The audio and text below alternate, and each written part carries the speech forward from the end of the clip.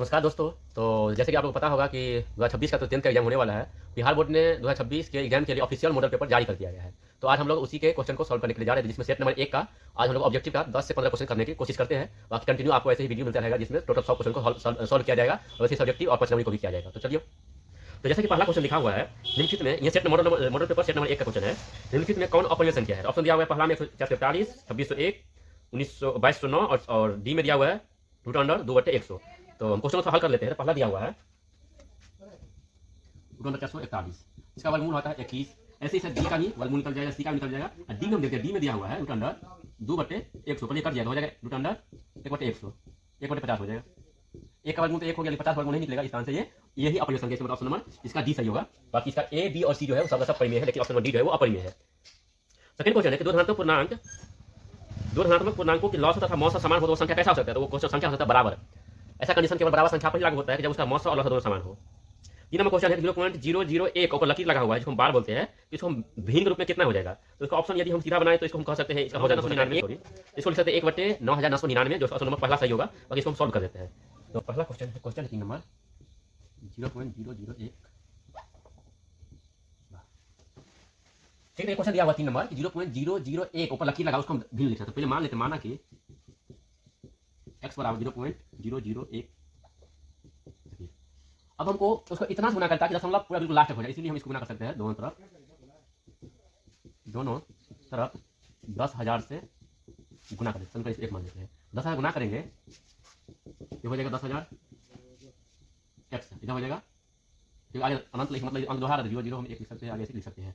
इसको लिख सकते हैं हम 1.0001 ऐसे करके अनंत सारा समीकरण 2 मान लेते हैं। अब हम लोग समीकरण 2 में से समीकरण 1 को घटा देते हैं, घटाने पर हो जाएगा 10,000 x बराबर 1.001 ऐसे ही, और इधर हो जाएगा x बराबर 1.0.0001 ऐसे लगा हुआ है। इधर क्या कर गया, इधर बच गया 1 बराबर, इधर हो गया 9,999 x, इसलिए x बराबर हो जाएगा 1/9,999, जो इसका ऑप्शन नंबर ए राइट होगा। ठीक है, आशा करता आप लोग को ये क्वेश्चन अच्छे से समझ में आ गया होगा और इसी प्रकार क्वेश्चन का आप आसानी से इसको भिन्न बदल सकते हैं। तो 4 नंबर क्वेश्चन है, किसी पूर्णांक m के लिए विषम संख्या का रूप क्या होता है?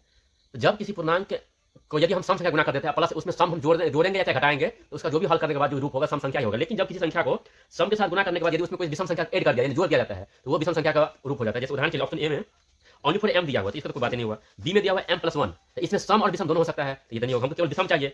और सी में दिया हुआ 6m, तो ये केवल सम का रूप है। और डी में है 6m+1, तो 6m+1, तो 6m तो सम का रूप हो गया, प्लस इसमें एक जो विषम संख्या उसको ऐड कर दिया, इसलिए पूरा पूरा ये विषम का रूप है। ऑप्शन नंबर डी इसका 4 नंबर क्वेश्चन का डी ही सही होगा।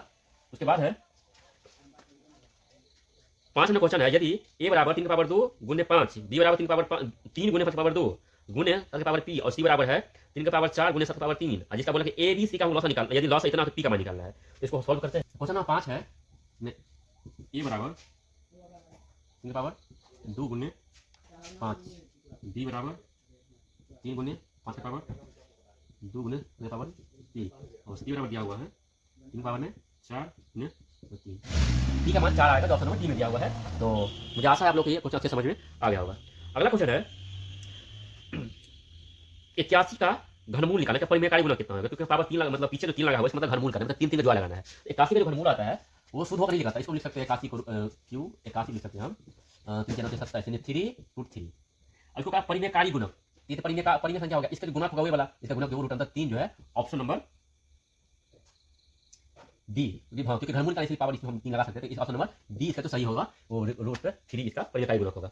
ऐसे ही क्वेश्चन नंबर 7 है 36 5 की पावर 4 y की पावर 2 54 x की पावर 4 y की पावर 3 तथा 90 x की पावर 6 y की पावर 4 का मौसा वो निकालना है। तो इसको हल करते हैं। तो हम देख दिया हुआ 36 x की पावर में 5 y स्क्वायर, दूसरा दिया हुआ है 54 x की पावर 4 y क्यूब, और तीसरा दिया हुआ है 90 x की पावर 6 y की पावर में 4। इसका आंसर निकालना है मौसा, यानी x ये बोल सकते हैं। तो यहाँ पे पहले गुणा करते हैं, 36 54 90, गुणा को 36 54 90 के लॉस मौसा आएगा, वो आएगा 18, तो 18 36 18 54 18 90 18 पर जाएगा, 18 आ जाएगा। उसके बाद हम देखते हैं इसमें, क्योंकि यहाँ मौसा बोला गया है, तो इस तीनों में x के गुणांक में इसका सबसे अधिक कम गुणांक होगा, सबसे कम गुणांक x पावर 4 है, ये लेना है। और इस तीनों में सबसे कम गुणांक, अब यहाँ पे 2 दिया हुआ है, एक y पावर 2 है, y पावर यहाँ पे 2 है, दोनों में नहीं, सॉरी इसमें 4 है। इन सबसे अधिक कम गुणांक ये वाला है, इसके यहाँ लिखना है, बस यही इसका मौसा आएगा 18 x पावर 4 y पावर 2।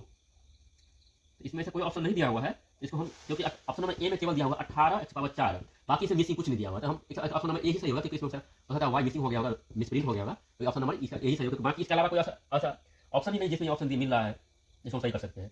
इसका ऑप्शन नंबर ए सही है। ठीक है, क्वेश्चन नंबर 8 है, यदि 1440 बराबर 2 की पावर p 3 की पावर q और 5 की पावर r हो तो p plus q minus r का मान पूछ रहा है।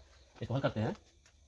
1440 बराबर दिया हुआ है 2 की पावर में p गुने 3 की पावर में q गुने 5 की पावर में r, हमको निकालना है p plus q minus r का मान निकालना है। सबसे पहले इसका करते हैं गुणनखंड। 1440 का गुणनखंड करने पर होता है 720, फिर 2 से 360, 2 से 180, 2 से 90, 2 से 43, 3 से 15 और 3 से 5, 1 2 3 4 5, यहाँ पर 2 की पावर में 5 गुने 3 2 को 3 की पावर में 2 और 5 की पावर में 1। तो हम यहाँ से क्या इस बार तुलना करते हैं, तुलना का आधार सेम है इसलिए घात नहीं होगा सेम, इसलिए 5 पी के मान हो गया 5। यहाँ का आधार भी, इसमें भी आधार सेम है, का मान हो गया 2, और यहाँ भी आधार सेम है इसलिए घात इसलिए आगे मान हो गया 1। इसलिए हम इसका मान निकालना है p plus q minus r, इसलिए p plus q minus r, p plus q, तो p का मान 5 और p का मान 2 माइनस r, हो गया 5 2 7 1 हो गया 6। इसका ऑप्शन नंबर जो 6 होगा, तो ऑप्शन नंबर ए सही है। क्वेश्चन नंबर 8 का जो है वो ऑप्शन नंबर ए सही, जो इसका 6 मान होगा, यानी कि मतलब p plus q minus r का मान 6 आएगा। है निम्नलिखित में से किसका दशमलव प्रसार अशांत होगा? अशांत, तो किसी भी भिन्न का दशमलव प्रसार शांत या अशांत होने का कंडीशन ये होता है यदि उसका हर का गुणनखंड 2 या 5 या केवल 2 या केवल 5 ऐसा कुछ हो जाए तो शांत होता है, अन्यथा अशांत होता है। जहां जैसे हम देख रहे हैं, इसको मौखिक कर सकते हैं कि ऑप्शन नंबर ए में नीचे दिया हुआ चर काटने के बाद ही हम इसको हल करेंगे, तो 2 और 5 ही आएगा। बी में भी 2 और 5 के अलावा और कुछ नहीं आने वाला है। सी में और डी में देखो नीचे इसका हर 125 है, इसके अंदर केवल 5 ही आएगा, तो 2 नहीं आएगा। लेकिन ऑप्शन नंबर सी जो दिया हुआ है 1625/462, यही जो है इसका दशमलव प्रसार अशांत हो जाएगा, क्योंकि इसमें 2 के अलावा मतलब 2 तो आएगा लेकिन इसके अलावा कुछ और आ सकता है, इसी कारण ये हो गया अशांत। इसको हम मौखिक कर सकते बिना गुणनखंड किए ही बिना, क्योंकि वो विभाजन नियम से पता होता है। ठीक है, देखो ऑप्शन नंबर सी सही है। और आज का लास्ट क्वेश्चन 10 तक बताते हैं। तो 10 नंबर है, यदि n एक प्राकृतिक संख्या हो तो 2 की पावर n 9 की पावर माइनस 2n माइनस 4 की पावर 2n सदैव विभाज्य होगा, किससे विभाज्य होगा? तो इसको क्वेश्चन नंबर 10 है कि n एक प्राकृतिक संख्या, मतलब n का मान होगा वो 1 2 3 4 ऐसे करके डॉट, क्योंकि प्राकृतिक से प्लस होगा। दूसरा कि 9 की पावर में 2n माइनस 1 की पावर में 2n हमेशा विभाज्य होगा, विभाज्य होगा। हम चेकअप करते हैं, फिर हम n का मान 1 रख लेते हैं। n बराबर 1 पर यदि हम हल करें तो 9 की पावर में 2 गुने 1 माइनस 1 की पावर में 2 गुने 1 तो हो जाएगा 9 की पावर 2 माइनस 1 की पावर 2 हो गया 81 माइनस 16 घटाएंगे, हो जाएगा 5 और इधर हो गया 65। 65 जो है वो 5 और 13 से विभाज्य है, 5 और 13 से। ऐसे हम एक और चेक n बराबर 2, n बराबर 2 पर रखें तो हो जाएगा 9 की पावर में 2 गुने 2 माइनस 1 की पावर में 2 गुने 2 हो जाएगा 9 की पावर में 4 माइनस 1 की पावर में 4। तो 9 का जो स्क्वायर पावर 4 आएगा उसको हो जाएगा 81 हो जाएगा 1 81 गुने 81 1 और 61 माइनस हो जाएगा 16 256 से जाएगा 256 साथ हो जाएगा 5 0 3 6। इसमें हम भाग देते हैं, एक तरह अंतिम 5 से 5 से लग जाएगा, दूसरा 13 से, 13 चौका 52 13 से दिखा देते हैं हम 63 5 में 13 से 13 चौका 52 घटा देते 1 1 0 13 104 जाएगा 6 इधर कट गया तो 13 पंचे 65। यहाँ पर इसमें 5 और 13, यहाँ पर हम देख रहे हैं जब n का मान 1 रखते हैं तब ये संख्या आता है 65 जो 5 और 13 से विभाज्य होता है, और जब हम n का मान 2 रखते हैं तो यहाँ देखने को मिलता है 5 और 13 से विभाज्य होता है। ऐसे यदि हम और मान रख के चेक करेंगे तो 5 और 13 से विभाज्य होगा। तो ऑप्शन नंबर दिया हुआ है सी में दिया हुआ है 5 तथा 13 दोनों से, तो इसका ऑप्शन नंबर सी सही होगा। ये संख्या यानी हम n एक प्राकृतिक संख्या यदि इसका रूप में हो तो किसी वो संख्या हमेशा के लिए वो 5 और 13 से होगा विभाज्य, ऑप्शन नंबर सी सही होगा। तो आज की क्लास में बस इतना ही, इसका आगे क्वेश्चन जो कल के अगले क्लास में होगा। धन्यवाद।